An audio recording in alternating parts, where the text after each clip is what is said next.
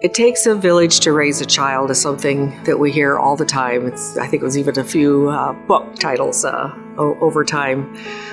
What it means to me is that it really does take a community of people to ensure people have access to the resources they need to really actualize their full potential. We can all get through life, but who's happy with that? What we really want to do is feel that more often than not, we're actually realizing the breadth and depth of our design, that we're actually living to our full potential. And unfortunately, that's really hard to do on your own. Not just for obvious struggles that people may have, but just day-to-day life, to consistently make good decisions, to make decisions we'll be happy with later, really requires assistance from other people. So it really does take a village to raise a grown-up, let alone a child. But I think you can really see for the children who don't have a lot of parental engagement, you can really see how small their life can really become. Simple things that you and I take for granted every day that we were taught, they don't have. How to have conversations, how to plan for the future, all of those sorts of things.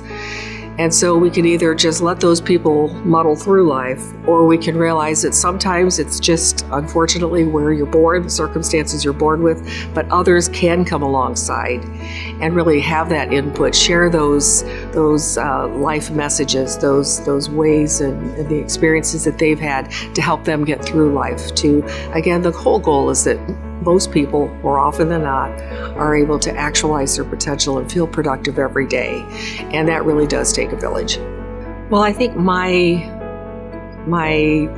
professional life is really seeing that up close and personal when there was no village. To see how people try and struggle through day to day when not only their parents weren't there, but there was no one else around them either that either had the time, the interest, the inclination, or the discipline to be able to help people out when they're not your child. For some reason, it seems to be a difficult challenge to love upon other people that aren't from our own flesh and blood. And we got to get over that, because it's just not fair. And I see in my day-to-day life the outcome of people who are just trying to raise themselves and get through life the best they can. We are wired, we are designed to live in community. We are wired and designed to be mentored and parented. And if you're lucky, that comes from your parents. If it doesn't come from your parents, it must come from the community. And I think a lot of people, when they think of mentoring, they think of long-term relationships like big brother, big sister, those kinds of things. And that's true. We certainly need those types of organizations and that type of mentoring. But you can mentor in a moment. You can mentor a child at the drive-through window at McDonald's. You can give a word of encouragement, ask about where they're going, ask about what they're doing. You don't have to have hours in a long-term relationship to be a part of that village that's mentoring the child. So, and I see those opportunities every day, and I hope that more often than not, I take advantage of them, because I see the impact when you don't. I see too many children becoming adults all on their own. And that doesn't help anybody, not only them, but our community suffers as a result of that.